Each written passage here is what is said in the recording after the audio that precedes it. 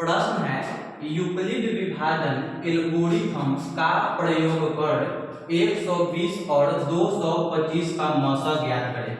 यह एक ऐसा प्रश्न है जो 10वीं के परीक्षा में बार बार पूछा जाता है।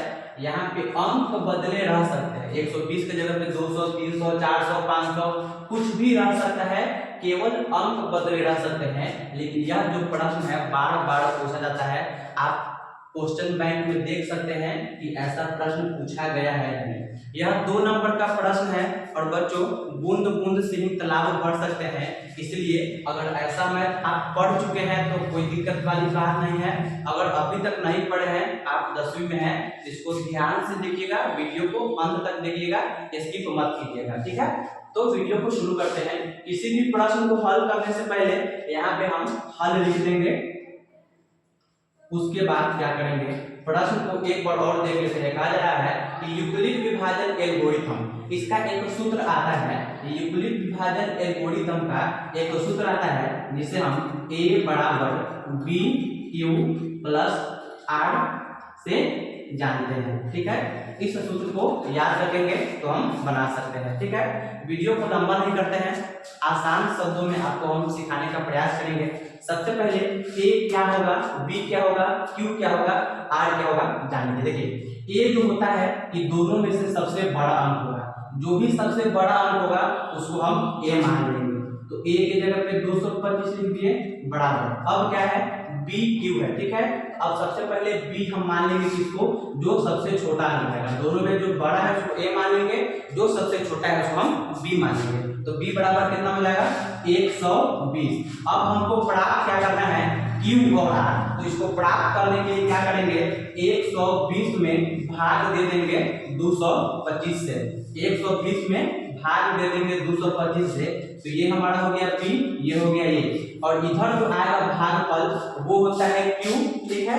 और जो नीचे शेषफल आएगा वो क्या हो जाएगा r, यानी कि रिमाइंडर। तो क्या करेंगे, 120 में 1 से भाग करेंगे तो 120 से कम 120, 5 का 5, 2 में से 2 गया 0, 2 में से 1 घटेगा तो क्या आ गया 1, यानी कि 120 में 1 से क्या किए हैं, गुना किए हैं, और 105 से क्या किए हैं, जोड़ दिए हैं, तब जाकर के कितना आया है 225। तो यहाँ पे क्या लिख देंगे 120 गुने 1, 120 गुने 1, तो ये क्या हो गया b गुने q हो गया क्या।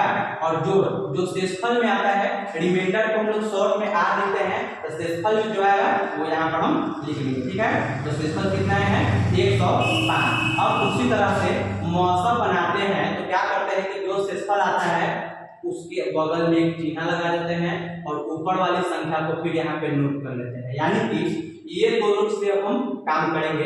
तो दोनों में जो बड़ा है, दोनों में जो बड़ा है वो आ जाएगा a के पास। जैसे 120 बड़ा है और 105 छोटा है, तो 120 को लिख देंगे हम a के जगह पे और 105 को लिख देंगे b के जगह पे, ठीक है। आप ऐसे भी समझ सकते हैं, ये वाला यहाँ आ जाएगा, ये वाला यहाँ आ जाएगा, बीच वाला कहानी खत्म, ठीक है ना।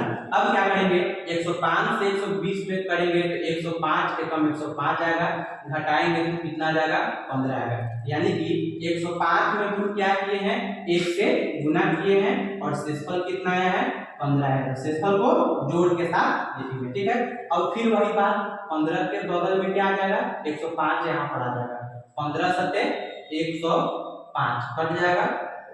तो देखिए 15 को गुना किया गया 7 से, तो सबसे पहले यहाँ पर हम 105 को यहाँ पर उतार देंगे और भाग किससे किए हैं 105 को 15 से, तो 15 गुने कितना आया है 7, और जोड़ में यहाँ पे कर कुछ है यानी कि 0 आ गया है, तो यहाँ पे मिलेंगे 0, यहाँ पर कोई अंक नहीं ना है, तो क्या मानेंगे 0। और जब आपको पता है कि मौसम में जब अंक कट जाती है पूर्ण रूप से यानी 0 आ जाता है, तो वहां हमारा मौसम का प्रक्रिया समाप्त हो जाता है, यानी कि इस हिसाब से देखेंगे भाग विधि से, तो हमारा कितना आंसर आया 15। उसी हिसाब से यूक्लिड विभाजन एल्गोरिथम में जो b का मान होता है, क्या होता है, जो b का मान होता है वही हमारा क्या आ जाता है, मौसा आ जाता है, ठीक है प्यारे बच्चों, वही क्या आ जाता है, मौसा आ जाता है। इस तरह के वीडियो देखने के लिए आप जो आपके मैट्रिक एग्जाम में काम आ सके, आपके अंक को बढ़ा सके, तो आप लाइक कीजिए, सब्सक्राइब कीजिए, सपोर्ट कीजिए, तभी मुझे मोटिवेशन मिलेगी ताकि मैं और वीडियो बना सकूं।